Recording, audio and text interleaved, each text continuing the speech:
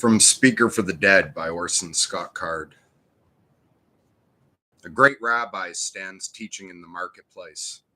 It happens that a husband finds proof that morning of his wife's adultery, and a mob carries her to the marketplace to stone her to death. There's a familiar version of this story, but a friend of mine, a speaker for the dead, has told me of two other rabbis that faced the same situation. Those are the ones I'm going to tell you. The rabbi walks forward and stands beside the woman. Out of respect for him, the mob forbears and waits with the stones heavy in their hands. "Is there anyone here," he says to them, "who has not desired another man's wife, another woman's husband?" They murmur and say, "We all know the desire, but Rabbi, none of us has acted on it." The rabbi says, "Then kneel down and give thanks that God made you strong." He takes the woman by the hand and leads her out of the market. Just before he lets her go, he whispers to her, "Tell the Lord Magistrate who saved his mistress. Then he'll know I'm his loyal servant."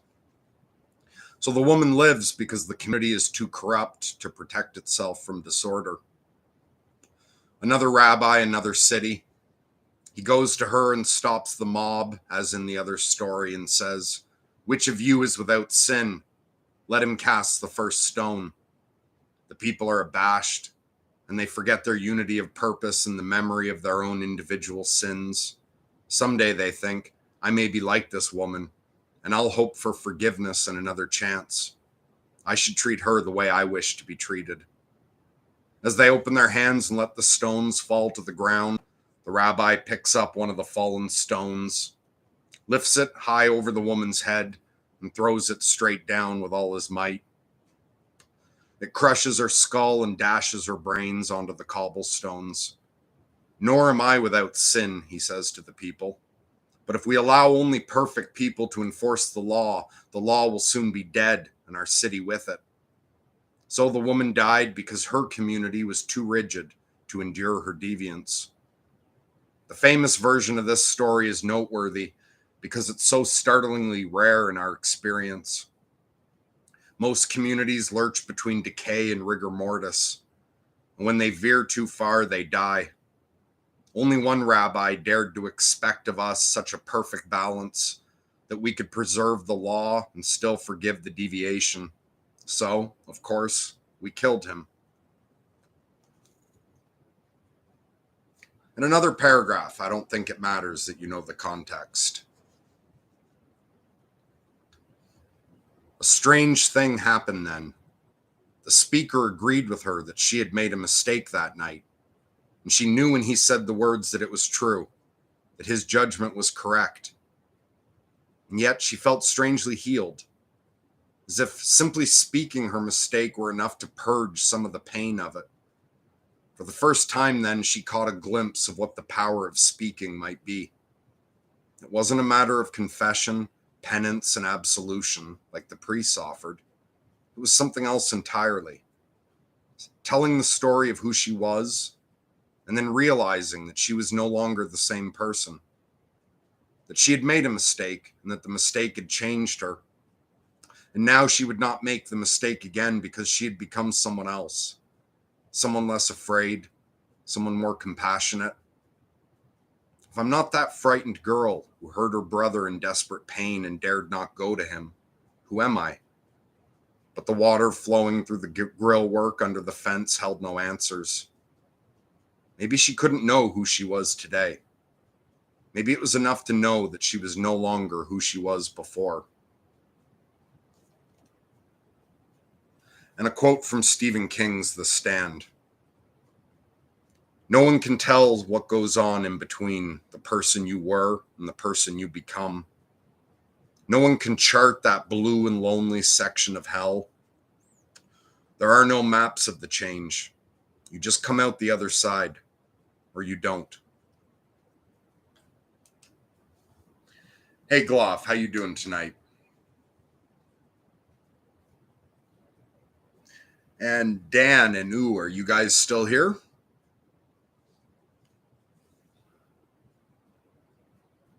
I don't know that I have much to say.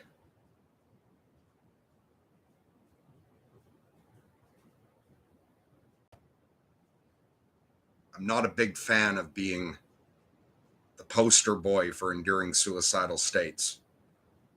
But between the last moon and now has been rough. I'm having some ups and downs.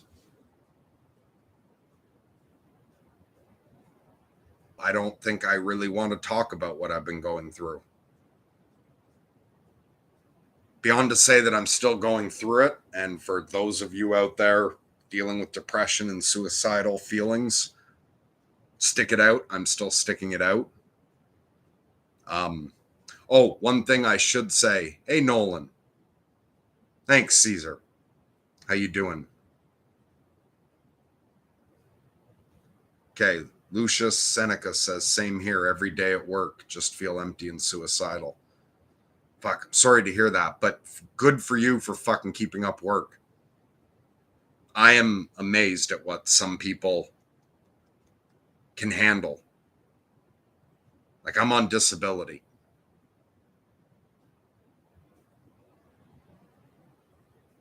So, good for you for being able to stick it out at work. Yeah, and I don't have it in me at the moment to give any kind of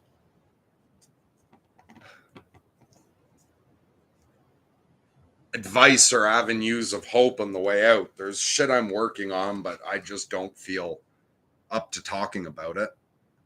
And it's going, I don't know, it's pathetically little fucking payoff. Like that quote from Alice in Wonderland, the Red Queen saying, you have to run as fast as you possibly can just to stay where you are. I've been running as fast as I possibly can, and I keep getting further and further back, like further back on the treadmill, closer to the lip. I'm not even staying where I was, and I don't feel like I'm making any progress.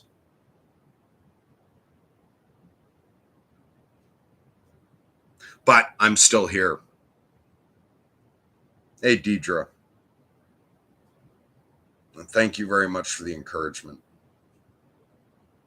So anyone who comes across this, whether you're here right now or whether you come across it later, yeah, I know a lot of suicidal feelings comes with reasons why the world would be better off without you, but what the world keeps telling all of us is not to kill ourselves. So even if you feel like a pathetic suicidal loser, the world says it still wants us here, so stick it out. And I know it's an invisible difficulty that other people can't see, and often other people may expect you to just snap out of it or that it's not that big a deal, but it's a fucking brutal, life-threatening situation from the inside out. And when it takes all of your will to just keep surviving, you have to, it helps if you can frame it as part of your heroic journey. Despite what the demons chattering on at the back of your head tell you.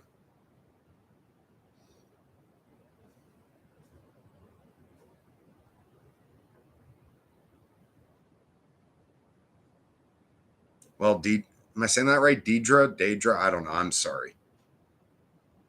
I'm happy you're here, and I'm happy that me being here makes you happy. Lucia says, thank you. That quote resonates with me too. Feels like an endless cycle with a downward trajectory. Can relate big time. Yeah. I'm still fucking struggling through that. I feel like I'm still sinking. I feel like I'm still going backwards, even though I'm trying as hard as I can. But I'm not giving up. One thing I have been meaning to say. I posted an announcement on the Discord, and I think I should make a video that says just this, but I got kicked out of Facebook. And I'm not sure who I was corresponding with there. Like, Dan, I hope you see this or have seen the other message. I know you're one person who had been writing to me there. My fucking brain is so destroyed from long haul COVID. My memory's horrible. So I didn't use Facebook for fuck all except talking to people on Messenger, but I cannot remember how many people we're using Messenger as a contact point for me, but I don't have access to it anymore.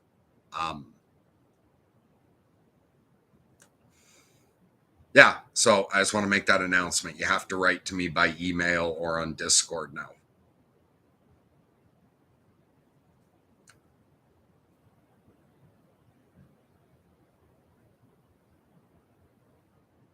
And speaking of the Discord, there's a couple people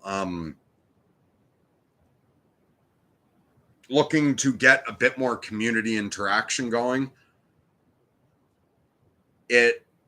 People have tried to kick it off a few times, and it seems like if I'm not actively participating, it doesn't gel. I'm trying to walk a fine line of not pushing myself too hard, but also doing everything I can do. So I don't know if I'm going to be able to start doing some lunatic patrols, like some get-togethers, or not. But there are other people who want to get that shit going, whether I show up for it or not. So if anyone watching this wants to work on, like, either wants to reach out and talk to people, or you're looking to support other people going through shit, take a look at the Discord and the chat. You'll see Bravo and Gavin beginning a discussion about that. I cannot predict whether or not I'll be active with that or not in the short term.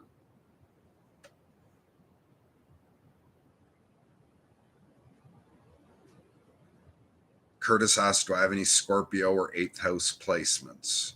I don't know. I'm a Cancer. My birthday is July 22nd. But I don't know my full chart. And Caesar says, did you get COVID with long-lasting effects? I misheard. Yeah, I did. I got COVID last March. It hit me hard. I was brutally sick for a full month. And I've had long haul since then. It doesn't interact well with bipolar. My extreme suicidal states in the fall were at a level that I've never experienced before. I'm not thrilled to know that's possible. I've had to change my, to rate how severely suicidal I am from 0 to 10, I've had to change what 10 is. I have extreme physical exhaustion, mental exhaustion, and I'm fucking stupid now. I don't think right. My memory's brutal. I can't hold multiple things in my mind. I can't think large thoughts. I can't understand even some thoughts I have stored away. I've been working for a couple months now, exercising, trying to get some energy back. I've stuck with it. Like, such a small amount of exercise I can do, and I'm not making any headway. Or maybe slightly. It's like I might be able to do just a couple more push-ups, and I might be just slightly less sore after exercising now. But like about the amount I would usually feel after working out for a week and a half or 2 weeks, that first little slight, and it's been over 3 months. My body just does not respond properly. I can't get my energy levels back up. And yes, like depression on its own comes with less physical energy, comes with the mind slowing down and all that stuff. But last spring and summer, the long haul had me in a brutal state, even when I should have been feeling great. And the combination of long haul and depression has brought me down to a level that I don't remember ever being at. I don't remember ever being this stupid, not being able to think this well. Yeah, and there's never been a chance or a time that my body doesn't respond to exercise. Like, I've gone on and off exercising plenty of times. I know how my body responds to that. And I mean, yeah, it's slowed down getting older a little bit, but COVID the long haul kicked the shit out of me.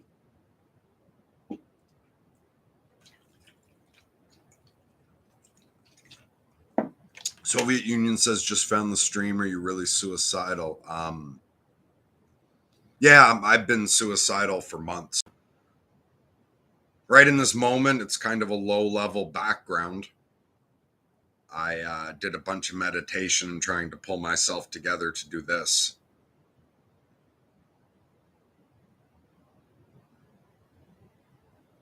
I know the world's falling apart badly at the same time. I feel very guilty sometimes that I'm not able to do the shit I used to be able to do on the channel.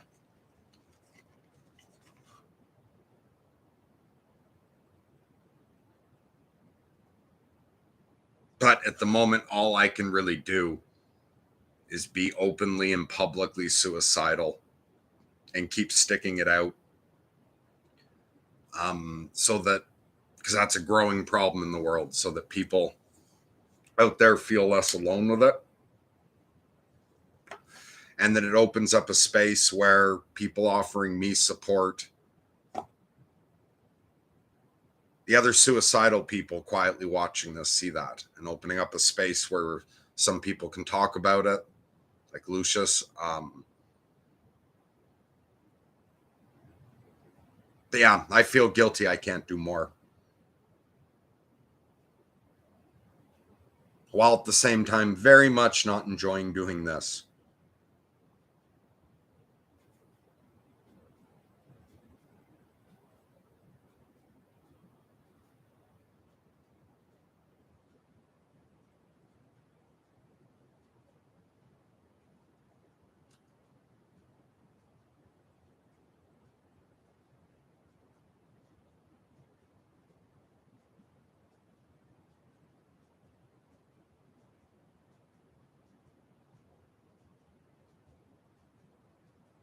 Lucius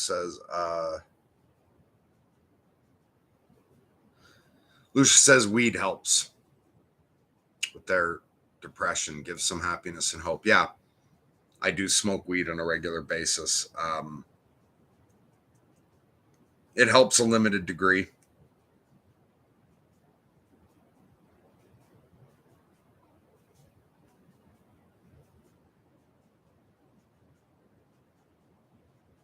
And Lucius follows up with, if you're doing it, that's enough. Like JBP says, make the steps as small as you need them to be so that you can take action in regards to working out. Yeah, I'm trying to keep my steps small enough that I don't give up entirely, while still trying to do as much as I possibly can, both in like privately and getting myself together, and the same with the channel and the community here.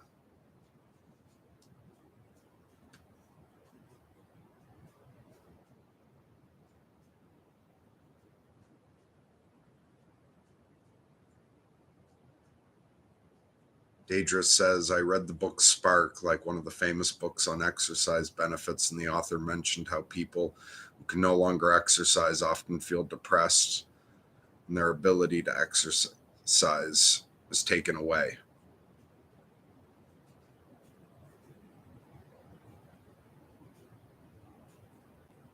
Yeah, it's not great. The combination of bipolar and long haul COVID is pretty brutal. Soviet Union says, and I'm only 16. Well, why did you click on this? Are you feeling depressed or suicidal?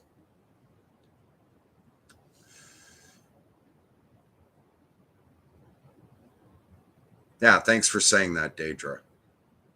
But as I said about how you're inspiring others by sticking it out, let's continue to put off suicide together. Yeah. Yeah, I'm going to keep sticking it out. I'm committed to riding out this sack of meat until it expires naturally. And I really don't know how to describe how brutally difficult that is at times. Not the making the effort to do shit. Sometimes just the effort to fight off exiting.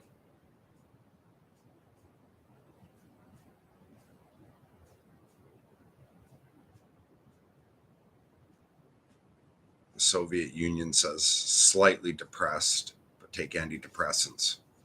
Well, good. I'm glad you're only slightly depressed.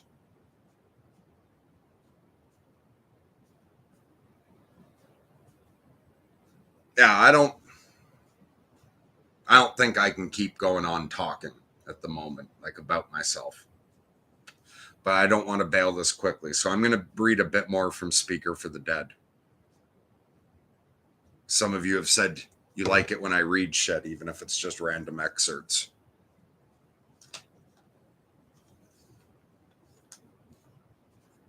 Hey, Gregory, how you doing?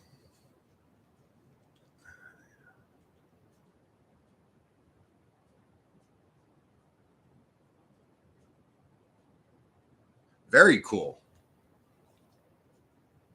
Anyway, yeah, I'm going to do some reading rather than trying to interact with the chat.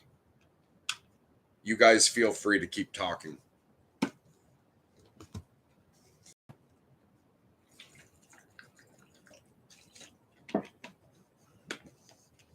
So I'm going to read the speaking. So if you intend to read Speaker for the Dead, this is spoiler alerts. You won't know all the characters or context, but I think there's something to this without you knowing all that.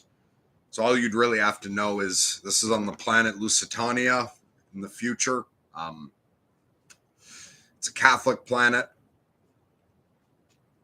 There is a alien species that they call the piggies in slang. And yeah, I'm not going to set anything else up beyond a Speaker for the Dead was called to speak the death of one character. And so I'm going to read his speaking.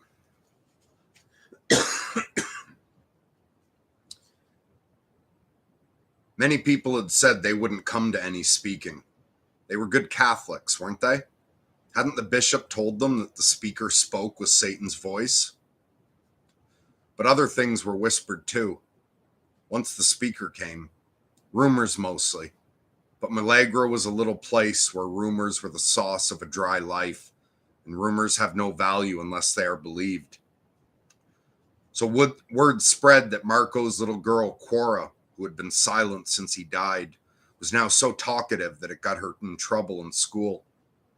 And Olhado, that ill-mannered boy with the repulsive metal eyes, it was said that he suddenly seemed cheerful and excited, perhaps manic, perhaps possessed. Rumors began to imply that somehow the speaker had a healing touch, that he had the evil eye, that his blessings made you whole, his curses could kill you, his words could charm you into obedience. Not everybody heard this, of course, and not everyone who heard it believed it.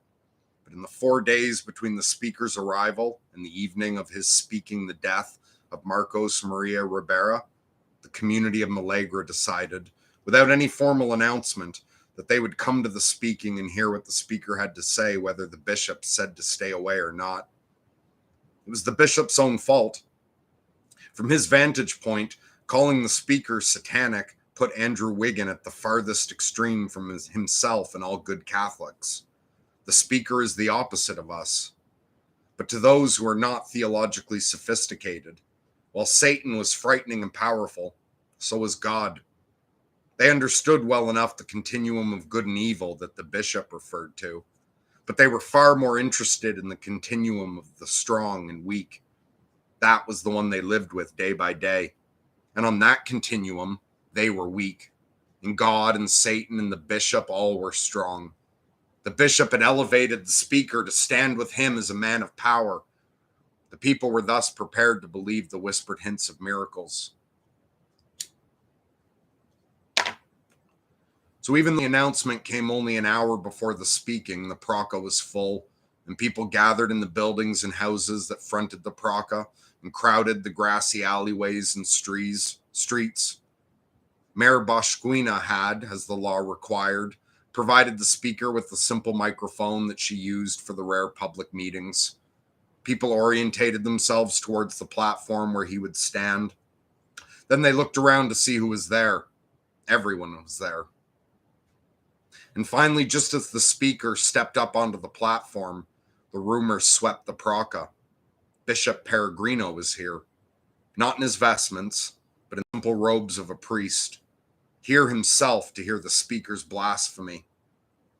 Many a citizen of Malog felt a delicious thrill of anticipation. Would the bishop rise up and miraculously strike down Satan? Would there be a battle here such as not been seen outside the vision of the apocalypse of St. John? Then the speaker stood before the microphone and waited for them to be still. He was fairly tall, youngish still, but his white skin made him look sickly compared to the 1,000 shades of brown of the Lusos. Ghostly. They fell silent, and he began to speak. He was known by 3 names. The official records have the first one, Marcos Maria Ribera, and his official data. Born 1929, died 1970. Worked in the steel foundry. Perfect safety record. Never arrested. A wife. 6 children. A model citizen, because he never did anything bad enough to go on the public record. Many who were listening felt a vague disquiet. They'd expected oration. Instead, the speaker's voice was nothing remarkable, and his words had none of the formality of religious speech. Plain, simple, almost conversational. Only a few of them noticed that its very simplicity made his voice, his speech, utterly believable. He wasn't telling the truth with trumpets. He was telling the truth. The story you wouldn't think to doubt because it's taken for granted. Bishop Peregrino was one who noticed, and it made him uneasy. This speaker would be a formidable enemy, one who could not be blasted down with fire from before the altar. The speaker. The second name he had was Marco, Big Marcos, because he was a giant of a man. Reached his adult size early in life. How old was he when he reached 2 meters? 11? Definitely by the time he was 12. His size and strength made him valuable in the foundry, where lots of steel are so small that much of the work is controlled directly by hand, and strength matters. People's lives depended on Marco's strength. In the Praca, the men from the foundry nodded. They had all bragged to each other that they'd never talked to the Framling atheist. Obviously, one of them had, but now it felt good that the speaker got it right, that he understood what they remembered of Marco.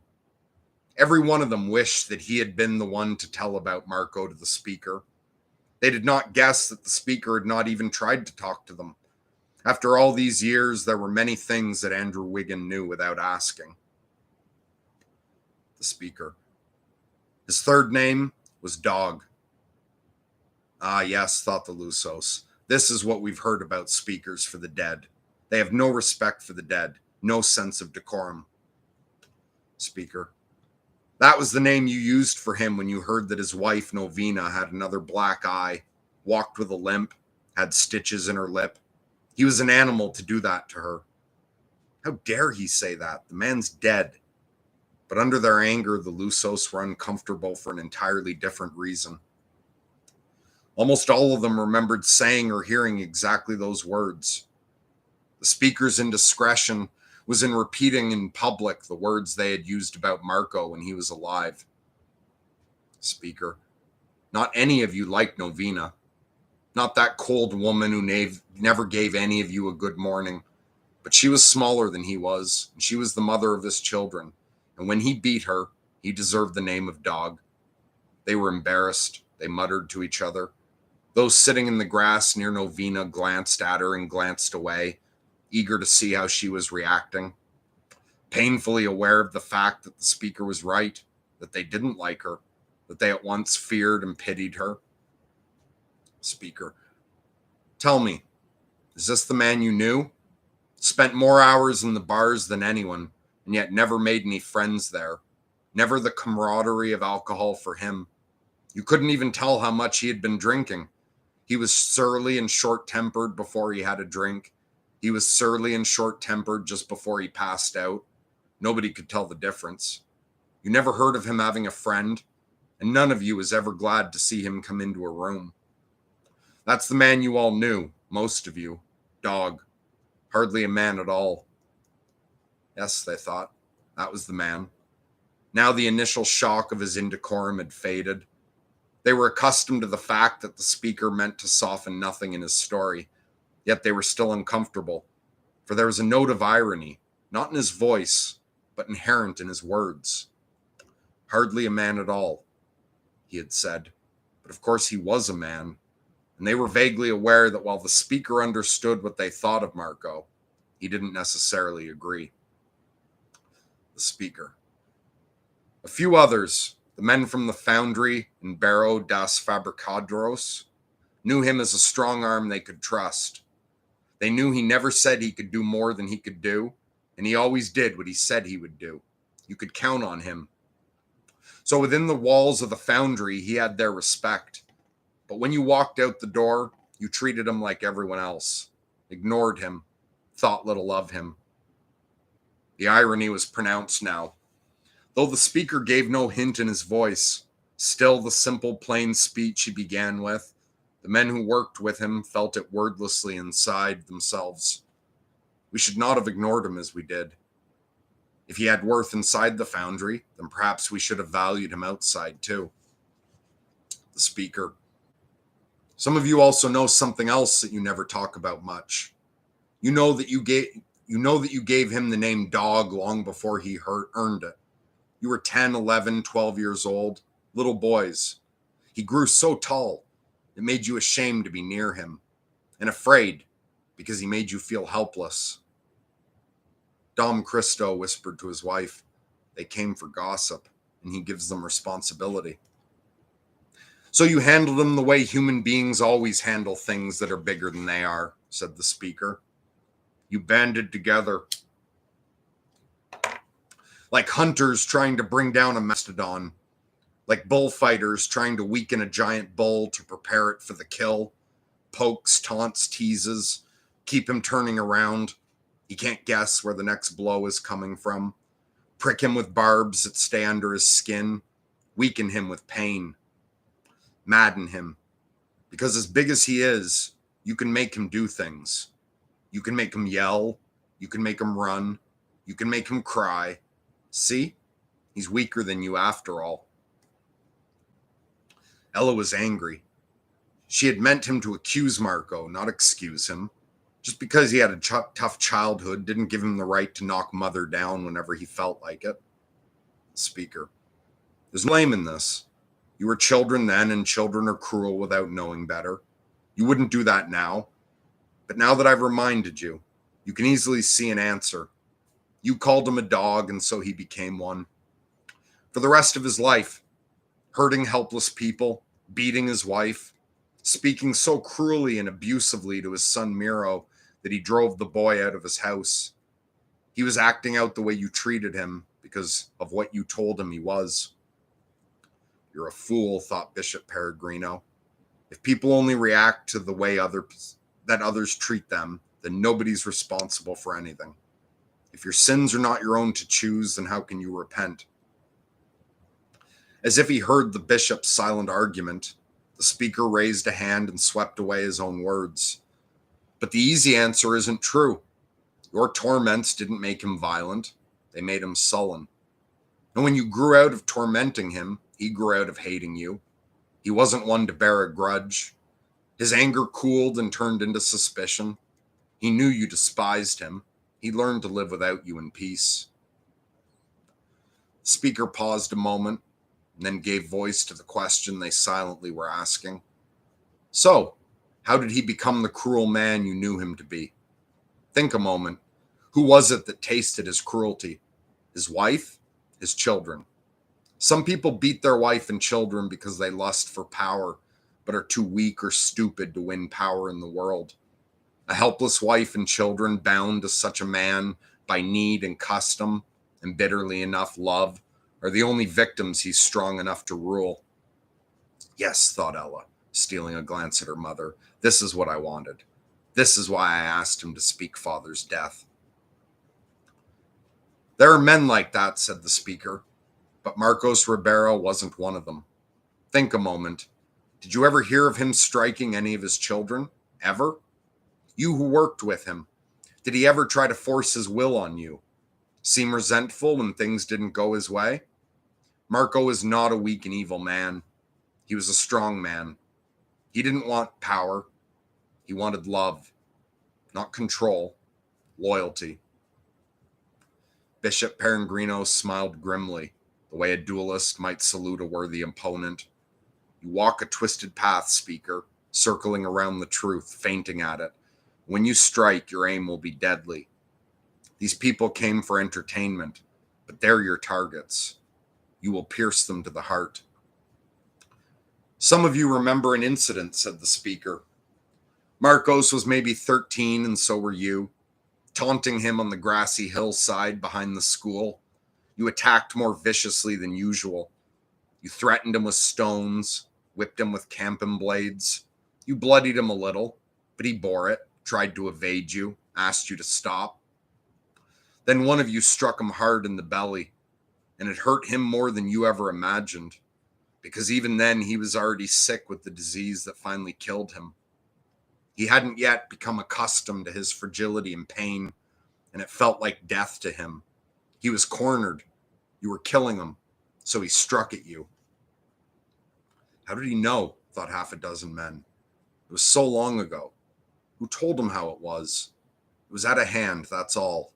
We never meant anything. But when his arms swung out, his huge fist like the kick of a cobra, he was going to hurt me. Speaker. It could have been any one of you that fell to the ground. You knew then that he was even stronger than you feared. What terrified you most, though, was that you knew exactly the revenge that you deserved. So you called for help. When the teachers came, what did they see? One little boy on the ground, crying, bleeding. One large man-sized child with a few scratches here and there, saying, "I'm sorry, I didn't mean to." And a half dozen others saying, "He just hit him, started killing him for no reason. We tried to stop him, but Dog's so big. He's always picking on the little kids." Little Grego was caught up in the story. "Mentirosos," he shouted. They were lying. Several people nearby chuckled. Chorus shushed him. "So many witnesses," said the speaker. The teachers had no choice but to believe the accusation, until one girl stepped forward and coldly informed them that she had seen it all. Marcos was acting to protect himself from a completely unwarranted, vicious, painful attack by a pack of boys who were acting far more like dogs than Marco Ribeira ever did. Her story was instantly accepted as the truth. After all, she was the daughter of Os Venerados. Grego looked at his mother with glowing eyes, then jumped up and announced to the people around him, "Mama saved him." People laughed, turned around, and looked at Novina, but she held her face expressionless, refusing to acknowledge their momentary affection for her child. They looked away again, offended. "Novina," said the speaker, her cold manner and bright mind made her just as much an outcast among you as Marco. None of you could think of a time when she had ever made a friendly gesture towards any of you, and here she was saving Marco. Well, you knew the truth. She wasn't saving Marco. She was preventing you from getting away with something. They nodded and smiled knowingly. Those people whose overtures of friendship she had just rebuffed. That's Donna Novina, the biologista, too good for any of the rest of us. Speaker. Marcos didn't see it that way. He had been called an animal so often that he almost believed it. Novina showed him compassion, like a human being. A pretty girl, a brilliant child, the daughter of the holy Venerados, always aloof as a goddess. She had reached down and blessed him and granted his prayer. He worshipped her. 6 years later, he married her. Isn't that a lovely story? Ella looked at Miro, who raised an eyebrow at her. "Almost makes you like the old bastard, doesn't it?" said Miro dryly. Suddenly, after a long pause, the speaker's voice erupted louder than before. It startled them, awoke them. Why did he come to hate her, to beat her, to despise their children? And why did she endure it, this strong-willed, brilliant woman? She could have stopped the marriage at any moment. The church may not allow divorce, but there's always discreet, and she wouldn't be the first person in Malag to quit her husband. She could have taken her suffering children and left them, but she stayed. The mayor and the bishop both suggested that she leave him. She told them that they could go to hell. Many of the Lusos laughed. They could imagine tight-lipped Novena snapping at the bishop himself, facing down Bosquina. They might not like Novena much, but she was just about the only person in Malag who could get away with that, with thumbing her nose at authority. The bishop remembered the scene in his chambers more than a decade ago. She had not used exactly the words the speaker quoted, but the effect was much the same. Yet he had been alone. He had told no one. Who was this speaker, and how did he know so much about things he could not possibly have known? When the laughter died, the speaker went on. There was a tie that bound them together in a marriage they hated. That tie was Marco's disease. His voice was softer now. The Lusos strained to hear. It shaped his life from the moment he was conceived. The genes his parents gave him combined in such a way that from the moment puberty began, the cells of his glands began a steady, relentless transformation into fatty tissues. Dr. Navio can tell you how it progresses better than I can. Marco knew from childhood that he had this condition. His parents knew it before they died in the Descolada. Gusto and Sita knew it from their genetic examinations of all the humans of Lusitania. They were all dead. Only one other person knew it, the one who inherited the xenobiological files, Novena. Dr. Navio was puzzled. If she knew this before they married, she surely knew that most people who had his condition were sterile. Why would she have married him when, for all she knew, he had no chance of fathering children? Then he realized what he should have known before, that Marco was not a rare exception to the pattern of disease. There were no exceptions. Navio's face reddened. What the speaker was about to tell them was unspeakable. Novena knew that Marco was dying, said the speaker. She also knew before she married him that he was absolutely and completely sterile. It took a moment for the meaning of this to sink in. Ella felt as if her organs were melting inside her body. She saw without turning her head that Miro had been rigid, that his cheeks had paled. Speaker went on despite the rising whispers from the audience. I saw the genetic scans. Marcos Maria Ribeiro never fathered a child. His wife had children, but they were not his, and he knew it. And she knew he knew it. It was part of the bargain they made when they got married. The murmurs turned to muttering, the grumbles to complaints, and as the noise reached a climax, Quim leapt to his feet and shouted, screaming at the speaker, My mother is not an adulteress. I'll kill you for calling her a whore. The last word hung in silence. The speaker did not answer. He only waited, not letting his gaze drop from Quim's burning face, until finally Quim realized that it was he, not the speaker, whose voice had said the word that kept ringing in his ears. He faltered. He looked at his mother sitting beside him on the ground, but not rigidly now, slumped a little now, looking at her hands as they trembled in her lap. Tell them, Mother, Quim said. His voice sounded more pleading than he had intended. She didn't answer, didn't say a word, didn't look at him. If he didn't know better, he would think her trembling hands were a confession, that she was ashamed, as if what the speaker said was the truth that God himself would tell if Quim were to ask him. He remembered Father Mathieu explaining the tortures of hell. God spits on adulterers. They mock the power of creation that he shared with them. They haven't enough goodness in them to be anything better than amoebas. Quim tasted bile in his mouth. What the speaker said was true. Mama, he said mockingly. Que fod pra fazemi? People gasped. Olhado jumped to his feet at once, his hand doubled in fists. Only then did Novena react. Reaching out a hand as if to restrain Olhado from hitting his brother Quim, hardly noticed that Olhado had leapt to Mother's defense. All he could think of was the fact that Miro had not. Miro also knew that it was true. Quim breathed deeply and then turned around, looking lost for a moment. Then he threaded his way through the crowd. No one spoke to him, though everyone watched him go. If Novena had denied the charge, they would have believed her, would have mobbed the speaker for accusing Os Venerados' daughter of such a sin. but she had not denied it. She had listened to her own son accuse her obscenely, and she had said nothing. It was true. They now listened in fascination. Few of them had any real concern. They just wanted to learn who had fathered Novina's children. The speaker quietly resumed his tale. After her parents died, and before her children were born, Novina loved only two people. Pipo was her second father. Novina anchored her life to him. For a few short years, she had a taste of what it meant to have a family. Then he died, and Novina believed that she had killed him. People sitting near Novina's family saw Cora kneel in front of Ella and ask her softly, "Why is Quim so angry?" Ella answered softly, "Because Papa is not really our father." "Oh," said Cora. "Is the speaker our father now?" She sounded hopeful. Ella hushed her. "The night Pippo died," said the speaker, "Novina showed him something that he had discovered, something to do with the Descolata and the way it works with the plants and animals of Lusitania.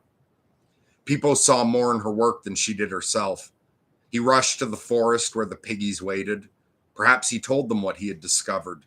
Perhaps they only guessed. But Novina blamed herself for showing him a secret that the piggies would kill to keep. It was too late to undo what she had done, but she could keep it from happening again. So she sealed up all the files that had anything to do with the Descolata and what she had shown to Pippo that night. She knew who would want to see the files. It was Lebo, the new Xanador. If Pippo had been her father, Lebo had been her brother, and more than a brother. Hard as it was to bear Pippo's death, Lebo's would be worse. When he asked for the files, he demanded to see them. She told him she would never let him see them. They both knew exactly what that meant. If he ever married her, he could strip away the protection on those files. They loved each other desperately. They needed each other more than ever, but Novina would never marry him.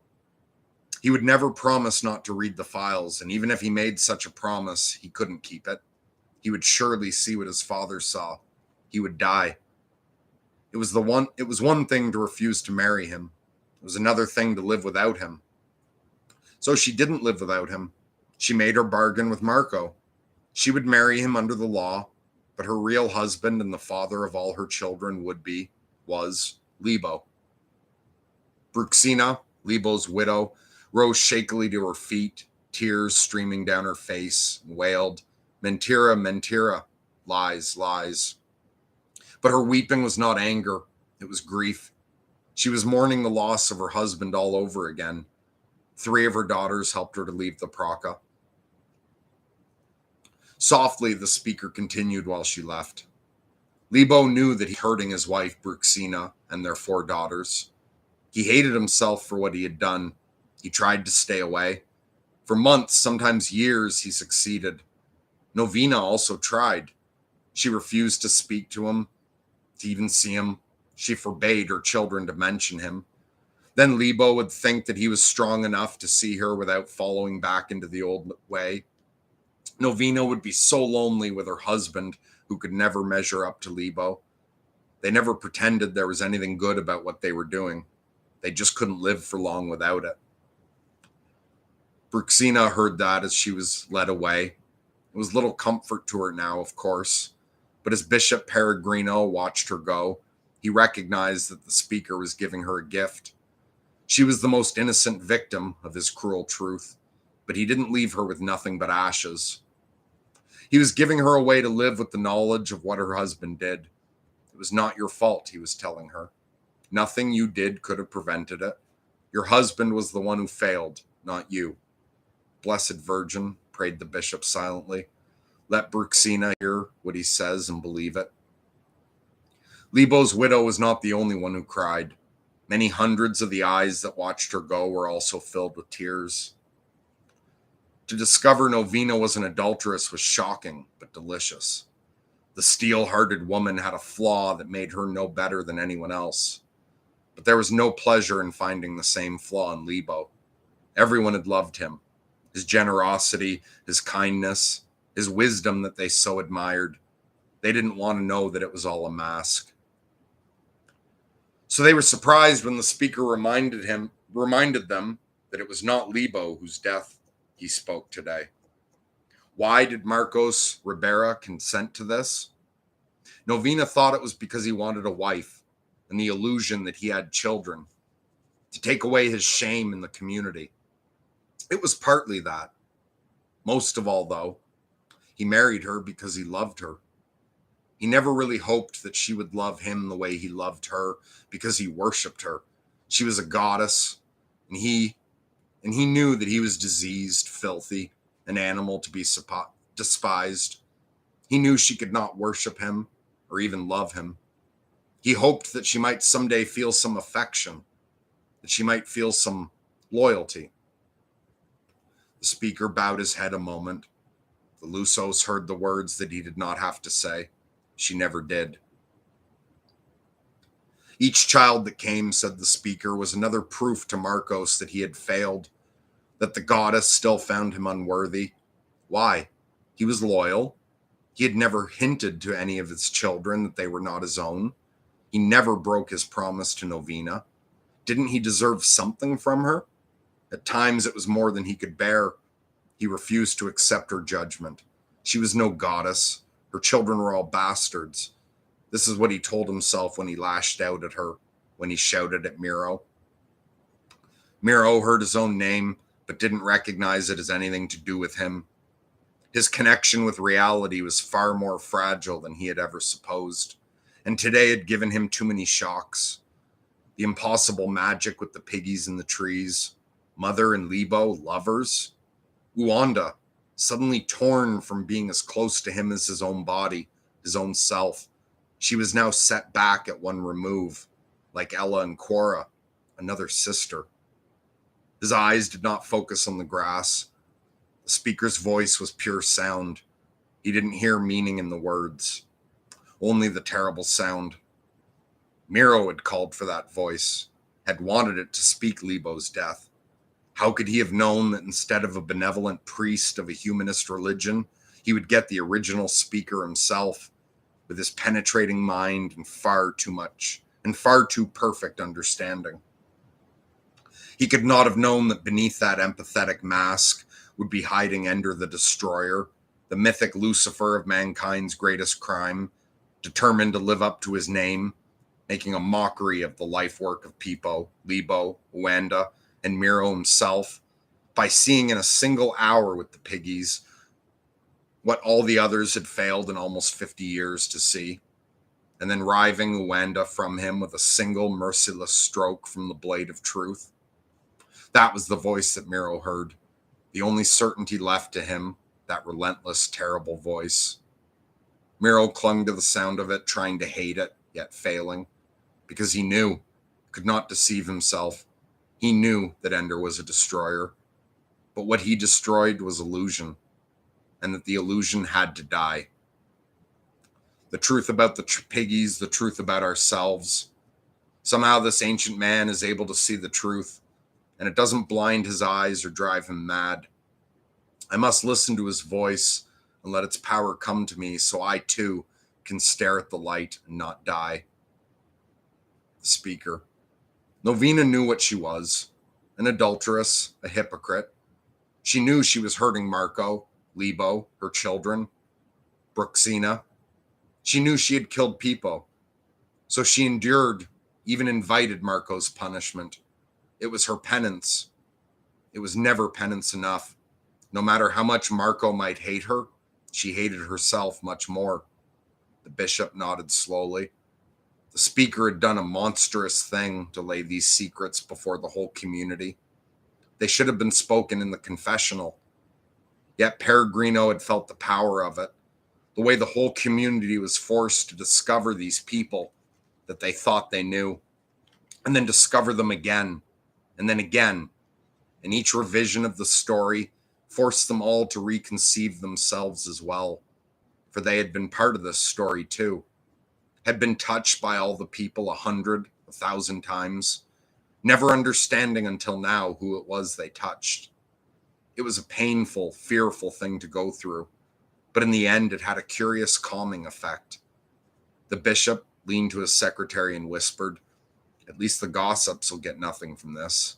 There aren't any secrets left to tell. All of the people in this story suffered pain, the speaker said. All of them sacrificed for the people they love. All of them caused terrible pain to the people who loved them. And you, listening to me here today, you also caused pain.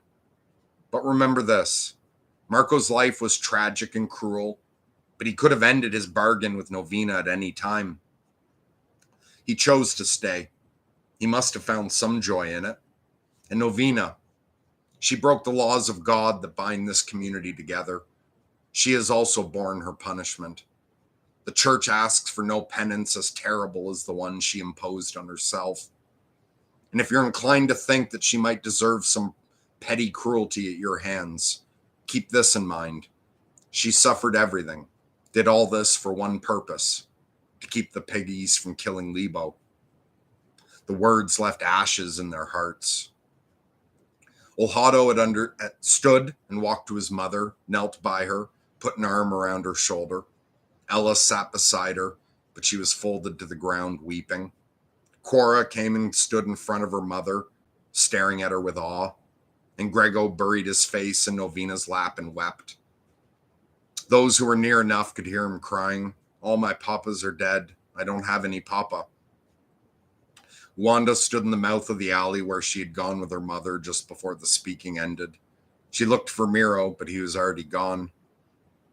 Ender stood on the platform, looking at Novina's family, wishing he could do something to ease their pain. There was always pain after a speaking, because a speaker for the dead did nothing to soften the truth. But only rarely had people lived such lives of deceit as Marco, Lebo, and Novina. Rarely were there so many shocks, so many bits of information that forced people to revise their conception of the people that they knew, the people that they loved. Ender knew from the faces that looked up at him as he spoke that he had caused great pain today. He had felt it all himself, as if they had passed their suffering to him. Bruxina had been the most surprised, but Ender knew she was not most injured. That distinction belonged to Miro and Uanda, who had thought they knew what the future would bring them. But Ender had also felt the pain that people felt before, and he knew that today's new wounds would heal much faster than the old ones ever would have done. Novina might not recognize it, but Ender had stripped away from her a burden that was much too heavy for her to bear any longer.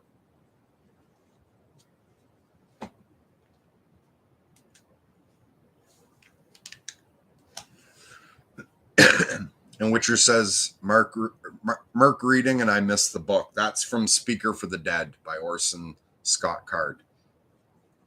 It's the second book in the Ender series. The first book is Ender's Game.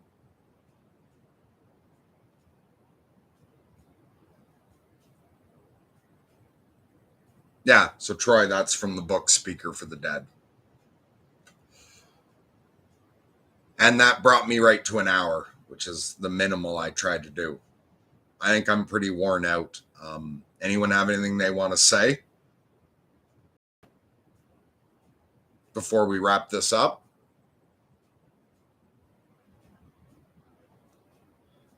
Okay, Troy Hoggart says, wow, didn't expect there to be such good writing in Ender's Game. Yeah, Ender's Game is excellent. That's from the second book, Speaker from the Dead. Ender's Game is a little simpler than the rest of the series, but Ender's Game is much better and deeper than the movie would make it seem if you've only seen the movie. And the rest of the series, I think, is even better than the first book. Hey, Patty. Nice to see you. Love you too, Gregory. Yeah, I would definitely recommend at least like the quartet of Ender's Game. So it's Ender's Game, Speaker for the Dead, Xena's Side, and Children of the Mind. I just started Children of the Mind.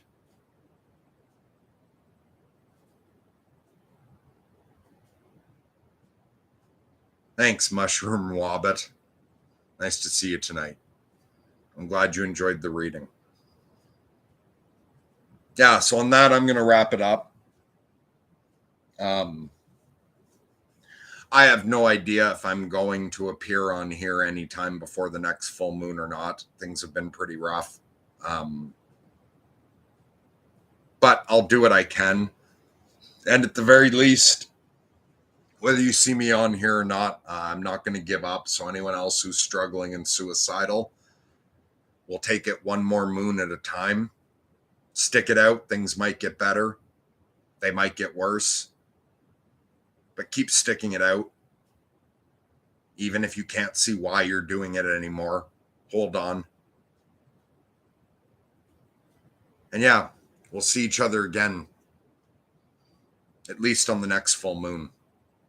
God bless. Lunatic love to all.